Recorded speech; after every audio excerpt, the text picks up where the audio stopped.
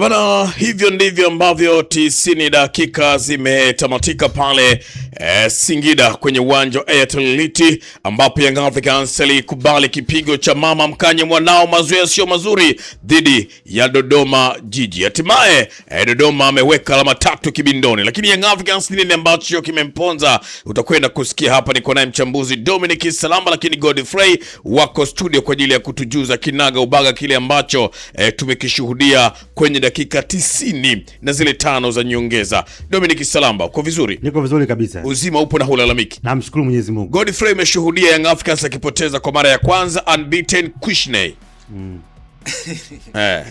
Unajua kwa nini nafurahi? Yes. Mapema sana nilijitanabaisha kwamba mimi ni shabiki wa Dodoma Jiji. Okay. Hii ni mechi ya 12 kwenye michezo ambazo Dodoma Jiji na Yanga wamekutana. Okay. Katika hiyo michezo 12, mchezo wa 11 Dodoma Jiji haijawahi kupata hata sare. Ndio. Michezo yote Dodoma Jiji ilikuwa imefanyaje?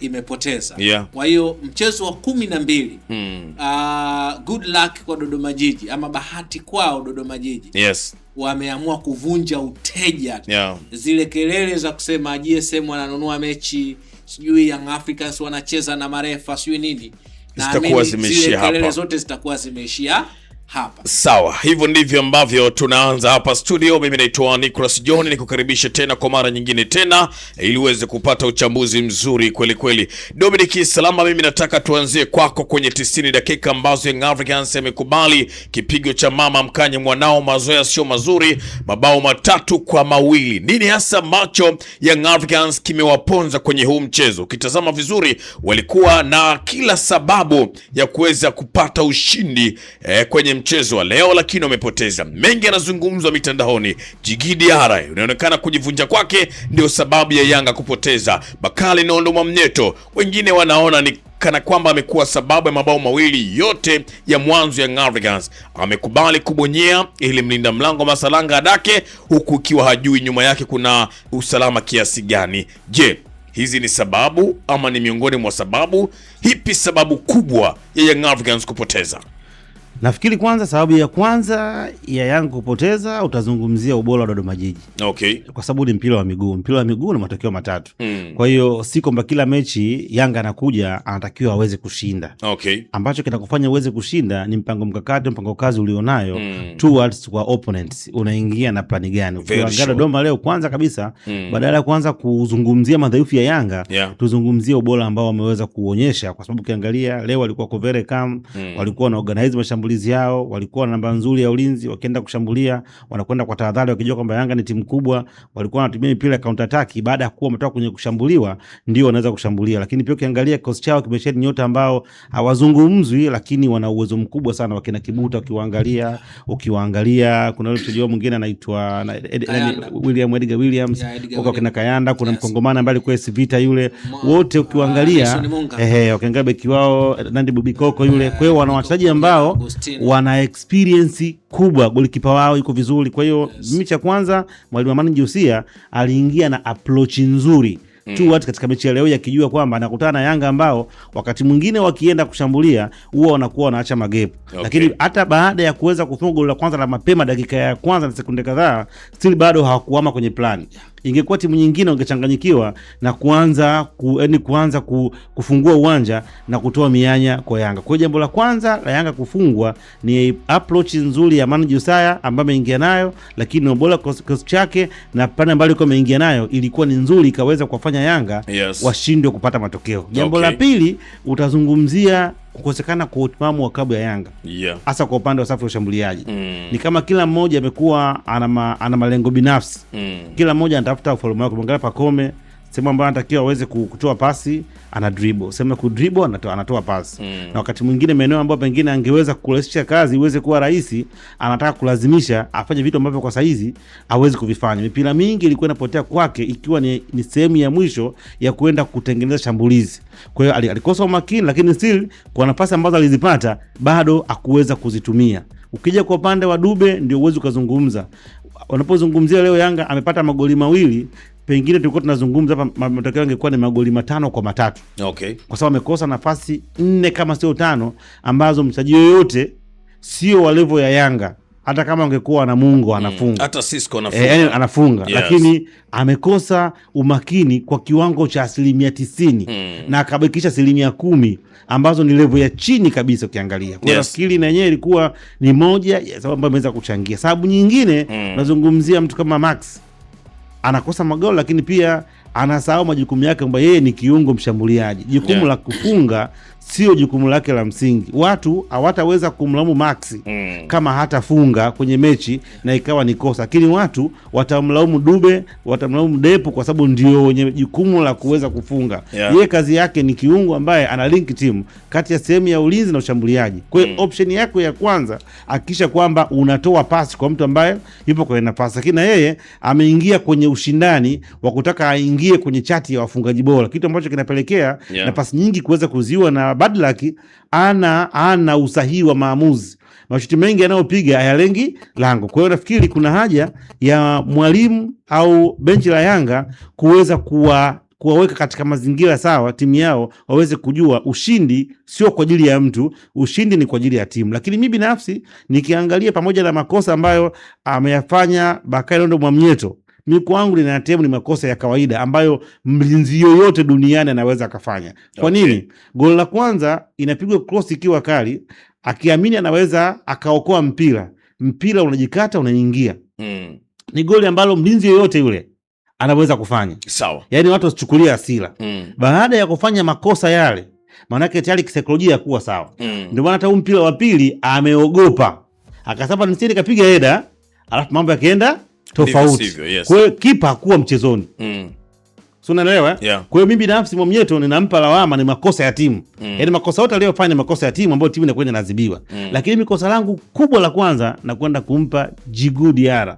Kama kuna mtu ambaye leo amewafungisha Yanga, whether wanampenda, wanamna nini, Diarra ndio kawafungisha kwa sababu ametoka akiwa, mimi kwa upande wangu, akiwa ana sababu ambayo akimfanya asicheze hii mechi. Yanga kuna mechi karibia 5 ambazo walishinda au walitoka sare, si kwa sababu ya uwezo wa timu, ni kwa sababu wa uwezo wa Diarra kuweza kuwasikiwa katika mazingira magumu. Mechi ya TRA ingekuwa sio Diarra, Yanga alikuwa anapoteza. Mechi ya Mbeya City ingekuwa sio Diarra, Yanga alikuwa anapoteza. Mechi ya Simba ingekuwa sio Diarra, Yanga alikuwa anapoteza. Zote mbili. Kwa hiyo ni mtu ambaye akiwepo golini kazi yake ni kwenda kuclear makosa ya walinzi na kufanya timu katika mazingira magumu iweze kusekiwa alama. Naamini asingeleta ile kwamba yeye ni mkubwa kuliko timu, asingetoka nje. Magoli yote ambayo amefungwa Masaranga, Diarra asingefungwa. Kwa hiyo kutoka kwake kumekwenda kutoa gepo ambalo Masaranga ameshindwa kulikava. Siwezi kumlaumu, sio kipa namba 1, yupo kwenye pressure kwa mazingira yake, uwezo kwa compare. Kwa hiyo kama kuna mtu wa kulaumiwa, nafikiri kuna shida kwenye dressing room ya Yanga kwa maoni yangu. Maana mtu anafungwa goli, anapoteza muda ya kucheza. Yaani baada ya kufunga ile goli la Mwamnyeto ni kama ametoka mchezoni na akaona tena sio sehemu yeye kucheza, ni kama alikuwa ameingia kwenda kutafuta clean sheet. Kumbe cha msingi cha kuangalia sio clean sheet. Cha msingi cha kuangalia ni matokeo ya timu, na akashindwa kuienda hiyo pressure na baadaye anaamua kutoka. Na si mara ya kwanza, tunakumbuka mechi ambayo alifanya vurugu Dodoma. Ilikuwa mechi gani ile? Ambayo mpaka alifungiwa. Unaona ile ilikuwa it's more than normal. Ni behavior ambayo haikuwa yani unacceptable. Lakini alifanya mpaka kwenda viongozi kwenda kumtoa. Na leo hii mimi binafsi natem kwamba amesusia mchezo. Amesusia mchezo wakati timu ikiwa inamuhitaji, na yeye ndio mtu wa kwanza wa kuweza kulaumiwa. Lakini sehemu nyingine ambayo ndapeleka alama zangu ni kwa upande wa technical bench. Lazima tuwaambie. Timu ilikuwa inaongoza magoli 2. Inafika dakika 90 timu inapotea. Wanakuja wana equalize. Pale ni mwalimu anatakia aifanye timu iweze kuwa na calmness. Yanga kafika hatua wakajihesabia wote wapo guilty. Na wakaamini kwamba wao ndo wadeserve kuweza kushinda mchezo. Yaani mnaingia kwamba hii game ni lazima tuweze kushinda, na kusahau kwamba hata matokeo ya sare bado ni matokeo ya alama moja. Kwa hiyo timu ikawa impoteza shape yake, ikawa ipo kwenye discipline, ikawa inacheza kama azifu Dodoma Jiji hawawezi kucheza. Timu nzima inakwenda kushambuliwa ikiwa haina plan ya counter attack. Na wanakwenda kumwacha mlinzi mmoja ambaye naye akili yake ipo kwenye kushambulia. Kwa hiyo ni goli ambalo lingeweza kunusurika kama benchi lingekuwa na utulivu, na kama mwalimu anakuwa na experience kubwa kwamba no, tushafungwa goli ngapi? La pili. Na pale angekuwa Diarra, manake baada ile goli tunafahamu tabia zake, angeumia chini ili kutengeneza calmness. na unampoteza mwamuzi, pengine hawezi kuongeza muda, lakini Masalanga hawezi kuwa na hizo hayo mawaza. Kwa hiyo timu inafungwa, inakwenda kati, wote wanahisi kwamba hawastahili kuweza kufungwa, matokeo yanakwenda kuongeza makosa. Kwa hiyo mimi naamini kufungwa kwa leo ni ubora wa Dodoma Jiji wakiwa na kiwango bora, wanachaji wengi ambao wana experience. Mzungumzia Mbundo, ana experience kubwa, Shentemba, ili Kipwagile, Salmini Oza, hawa wote, Gadeli Michael, wachezaji ambao wametete mkubwa, unaona Simba, Yanga, Azam wote wamepita. Kwa hiyo wako Dodoma Jiji, si kwa sababu kwamba hawana capacity, lakini mazingira ya mpira. Kwa hiyo waliweza kuwa calm na wakaweza kwa contain Yanga na wakaweza kutumia makosa ya Yanga. Kwa hiyo mechi ya leo hii Yanga kuanzia benchi la ufundi, wachezaji wote, imefungwa timu kwa makosa ya timu, sio makosa ya mtu mmoja mmoja, na lazima waende kwenye dressing room wakatengeneza code of conduct, kwa maana kwamba asitokee mtu akawa na nguvu kuliko benchi. Binafsi Diarra leo na mlaumu kwa 1% kubwa, ndio amewaingiza mkenge wa kuweza kupoteza alama 3 na gap kuweza kupungua na pengine kuweza kuondoa unbeaten ambayo kwa mara ya mwisho ilikuwa ni mwaka 2024. Lakini kwa ujumla wake na wapa kongole Amani Diosana timu yake kwa kuwa na kiwango bora, ukizingatia hata goli la pili la Yanga it was supposed to be offside. Bana, ukinuna ufurahi ni wewe mwenyewe utajua, lakini Djigui Diarra, golikipa namba 1 wa klabu ya Yanga, ndio sababu ya Young Africans kupoteza mchezo huu kwa kipigo kitakatifu kweli kweli cha mabao 3-2, kipigo ambacho kinaitwa mama mkanyi mwanao, mazoea sio mazuri. Hii ni aibu kwa klabu kama ya Yanga namna ambavyo wamecheza, kwa sababu walionekana kushika mpira, lakini shughuli ilikuwa nzito kweli kweli. Salamba, kabla sija kwenda kwa Godfrey, swali langu lingine kwako, ni mapema sana au tuseme kwamba Young Africans ubingwa huenda wakawa na safari ndefu ya kupata msimu huu kwa namna ambavyo wanacheza hivi na wakiendelea hivi ambavyo wamecheza leo dhidi ya Dodoma Jiji? Nilizungumza tokea baada ya mechi ya Simba. Okay. Kutoka sare, na kuna watu wakaamini kama pengine Yanga ndio tayari amechukua ubingwa. Nikasema uwezi ukaipa Yanga ubingwa pakiwa pana mechi 9 au mechi 10 zilikuwa. Unazungumzia mechi 10. Sawa. Unazungumzia mechi 10 alama 30. Ndio. Unawezaje kusema timu ni bingwa? Na hizi ni mbio za ubingwa. Isipokuwa alikuwa ametengeneza mazingira mazuri ya kumfanya asiwe kwenye pressure. Tofauti ya pointi ilikuwa Yanga inamtoa kwenye pressure na aingia akiwa anacheza akiwa kwenye comfort zone. Lakini sasa hizi maana yake pressure inaongezeka, utofauti wa alama 5 mpaka sasa hizi. Maana Simba anacheza kesho.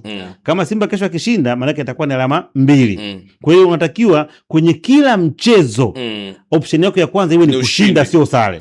Kwa hiyo unajiongezea mzigo wewe mwenyewe. Kwa hiyo bado mbia za ubingwa ambazo pengine KMC waitamani kuweza kuzirudisha wakashindwa, Dodoma Jiji leo wameweza kuzidisha. Kijana wangu mdogo wangu alizungumza, nafikiri watu wakamjia juu sana, nafikiri nani chukuchuku kwamba tunakwenda kuifanya Simba irudi kwenye mbio za ubingwa, lakini bahati haikuwa ya kwao. Leo hii Dodoma Jiji wameenda kurudisha mbio za ubingwa na kufanya ubingwa uweze kuwa na resi upya. Yani umekwenda kuanza upya, na yoyote kati ya Simba na Yanga anaweza kuwa bingwa, na hasa ukizingatia Yanga wameingia kwenye pressure kwenye dressing room. Saizi itakuwa ni mwendo wa kulaumiana, kuachana vidole na vitu vingine, wakati Simba kwao imekwenda kuwa encourage kuona kwamba wao gepu limepunguzwa, ngoja tuendelee kufanya kazi yetu. Na ukiangalia wamekuwa wana kiwango bora, wana intensity nzuri. Kwa hiyo imekuwa ni faida kwa Simba, imekuwa ni hasara kwa Yanga. Kinachotakiwa kwa haraka waweze kukaa chini na kuweza kuikam situation ili waingie kwenye mbio wakiwa wana moto na pesi ile ile ambayo kama walikuwa nayo. Na mimi siongezi maneno kwenye maneno ya Chifu Nzobane kama Zoomfela, na tukifanya ni kugeuka upande wangu wa pili wa salafu kwa Godfrey, atuambie namna ambavyo ameshuhudia mchezo wake, tathmini yake ikoje hasa kwa kocha Maureen. Mimi binafsi naona kama vile amekuwa ni sababu ya Young Africans kupoteza mchezo huu wa leo dhidi ya Dodoma. Ukifuatilia michezo yake, namna ambavyo approach yake imekuwa ni ya mashaka na inawaondolea uoga walimu ambaye wanakutana naye. Je, ni kweli? Na kama ni kweli, ni kwa namna gani kiufundi zaidi unatazama Godfrey? Cisco, mapema zaidi mimi baada ile barua kutoka Yes. ya Young Africans kumtimua coach Pedro Gonçalves. Tulikuwa wote pamoja nakumbuka, na nilizungumza kwamba yes, coach Morin ni kocha mzuri, lakini kwa timu gani? Anaweza kaa kocha mzuri lakini sio kwa ya Sisco kujidhihirisha kwenye mchezo dhidi ya Coastal Union. Kwenye dakika 45 za kwanza niliandika andiko langu. Huwa na naita tactical insight na kitu kinaitwa jicho la pass master. Nilizungumza nikasema nimekaa chini kuangalia dakika 45, naomba nisome hiyo. Dakika 45 za kwanza, timu ya Hamid Morin, swali kubwa linabaki moja ya kwanza, hakuna identity ya mchezo sasa hivi wa Young Africans, ndio? Kwa sababu ya kigezo cha Young Africans wao wenyewe kusema walimleta Morin kwa sababu anaifahamu Yanga. Mimi Yanga inavyocheza hivi sio Yanga ya Nabi, sio Yanga ya Gamondi, sio Yanga ya Ramovich, sio Yanga ya Milud Hamdi, si ndio? Sio Yanga ya mwenyewe Morin alishawahi kukaimu kwenye kiti cha ukocha kwa muda, si ndio? Yes. Nikiangalia kwenye shape kuanzia kwenye eneo la build up, sawa sawa, unaona hakuna structure, shape sahihi la kiulinzi. Tunazungumzia rest defense wakati timu inatengeneza build up yake. Manake hakuna yule anchor. Tunazungumzia kiungo ambaye anaweza kutoa mpira chini na kuanza kuconnect kutoka kwenye eneo la backline kwenda kwenye eneo la katikati, alafu then kuangalia ikishafika mpira kwenye eneo la phase namba 2, kuangalia namna ya kutoa mpira pale kwenye eneo la katikati kwenda kwenye eneo la ushambuliaji. Unaona kila mchezaji eneo la nyuma, sio Baka, sio Mwamnyeto, sio Duke Abuya kama kiungo anasimama kama hayupo Damaro, sio Mudathiri ya haya. Hakuna yule anchor kama tulivyozoea Young Africans. Akiwepo Khalid Aucho, yeye ndo anasimama pale katikati ya center back wawili. Then ana dictate. Ana uwezo wa kusoma kushoto, ana uwezo wa kusoma kulia, ana uwezo wa kusoma eneo la katikati lina nani ili kuanza kutransform mpira kuanzia kwenye safu ya ulinzi kwenda kwenye eneo la kiungo cha katikati. Then sikuona vile, si ndio? Yes. Kuja kwenye phase ya pili. Unaona kwenye phase ya pili umiliki wa mpira pia inaonekana randomly, wachezaji wanapokezana tu bila kuelekea kwenye manipulation ya space. Ukiangalia kwenye michezo ya Pedro Gonçalves, fluidity ilikuwa kwenye eneo la kiungo. Alikuwepo Maxim pia Nzingeli, aidha akiwepo Duke Abuya, Pacome Zouzoua, Alan Okello. Hawa wachezaji wote watatu walikuwa wanabadilishana nafasi, lakini katika kubadilishana kule nafasi kulikuwa kuna msingi wa kile ambacho walikuwa wanafanyaje, wanakitafuta. Ukimwangalia Principe Miladobe akidrop chini, anaacha space eneo la pembeni, ndio eneo ambalo Alan Okello alikuwa anakimbia kwenye half space. Huoni kitu kama hicho.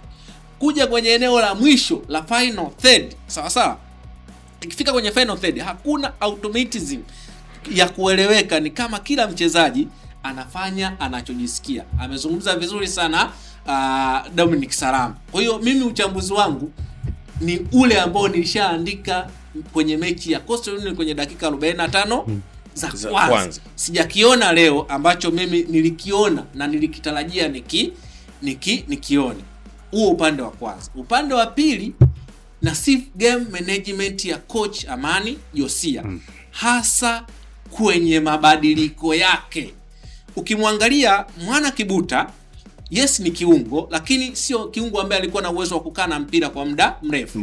Amani Josia alisoma spaces kwenye magepu ya Young Africans wakiwa wanamiliki mpira wanaelekea kwenye lango la Dodoma Jiji. Kulikuwa na maeneo mengi, kwa hiyo kulikuwa kunahitaji runner ambaye anaweza akakimbia na mpira, sio akikimbia anapiga pass. Bwana Kibuta anaweza akakimbia lakini anapiga pass. Akamuingiza Dickson Ambundo. Ile composure yake, dribbling yake na uwezo wa kuendelea kuulinda mpira huku akiendelea kuwadanganya mabeki na viungo wa Yanga kumfuata kwa wingi, then kuachia spaces. Kile ambacho kimetokea umeona athari zake. Waziri Juna Shenten, namna ambavyo ana uwezo wa kusoma zile, tunazungumzia kusoma madhaifu ya safu ya ulinzi ya timu pinzani. Ni kwa muda mrefu unajua Waziri Juna alikuwa hapati nafasi, lakini sio kama mchezaji ambaye hana uwezo once akipewa nafasi, kwa sababu ana instinct za ushambuliaji. Hata ukiangalia ile goli ambalo amefunga ni goli ambalo ni kweli limefungwa na mshambuliaji. Yeah, sure. Kuanzia kwa Yao Kwasi alikuwa anataka kumplace ile composure kuendelea kulinda mpira then kukimbia, na anamwangalia Masalanga hafanyi kitu chochote. Yeye alikuwa anaendelea kupata confidence. Kwa mchezaji mwingine angeanza kupata pressure, si ndio? Yes. Lakini yeye aliamini kwamba hii nafasi ambayo nimeipata naenda kuiclear. Upande wa pembeni Beno Ngasa ni kati ya kipaji kikubwa sana, na tunazungumzia wale promising player ambao binafsi kwa Tanzania ni kati ya wachezaji ambao mimi nimtazama kati akiwa Tanzania Prison. Alikuwa na Amani Josia. Anajua potential yake Amani Josia. Ukija yale mabadiliko matatu ndio ambayo yamebadilisha mwelekeo mzima wa nini wa mchezo. Na kuja kucement mimi kwa Hamid Moari bado sina imani naye. Game Young Africans walianza kuiua wenyewe viongozi pale ambapo walipomtoa Pedro Gonçalves na kumpa jukumu Hamid Moari. Pale ndipo ambapo walitupa taulo la kutengeneza 50-50 pengine sasa hivi. Unajua tunazungumzia 50-50 ya ubingwa. Kuna muda tulikuwa tunazungumzia 70 mpaka 80 kwa Young Africans. Lakini sasa hivi ni 50 kwa 50. Lolote linaweza kutokea. Ubingwa wa 5 sio kazi rahisi. Bana, kaa kwa kutulia, kaa kistaarabu, lolote linaweza kutokea. Ubingwa wa 5 si kazi rahisi, si maneno yangu, ni maneno ya Dominic Salamba, na hivyo ndivyo ambavyo tunazichambua hapa 90 dakika ambazo Young Africans imekubali kupoteza mchezo huo kwa idadi ya mabao 3-2. Shughuli ni nzito kweli kweli. Hii inaitwa mtoto ameamua kumkamata mtu mzima, na ameshikwa sharubu kweli kweli, akiwaamini kwamba inawezekana namna hii. Mengi yamezungumzwa, lakini na mimi pia nataka nipite na message za wadau wetu mbalimbali ambazo zinaendelea kutumwa kwenye mitandao mbalimbali ya kijamii, lakini YouTube hapo pia unaweza ukaandika ujumbe wako mzuri nikapita nao. Hivyo ni jukumu lako sasa kuweza kuniandikia jumbe nzuri ili niweze kupita nayo hapa. Bana, jumbe ni nyingi kweli kweli ambazo nimetumiwa hapa, lakini kwa uchache nitapita nazo hizi ambazo ziko hapa juu kabisa za watazamaji wetu ambao wamejaribu pia kushare na sisi maoni yao ama mtazamo wao juu ya hiki ambacho kimepata kutokea kwenye dakika 90 ambazo Young Africans amekubali kupoteza mchezo huu kwa jumla mabao 3-2. Sasa nianze na jumbe ya kwanza, inasema namna hii. Bana, inasema Yanga hivyo ambavyo inaandika. Sasa sijui anamaanisha nini.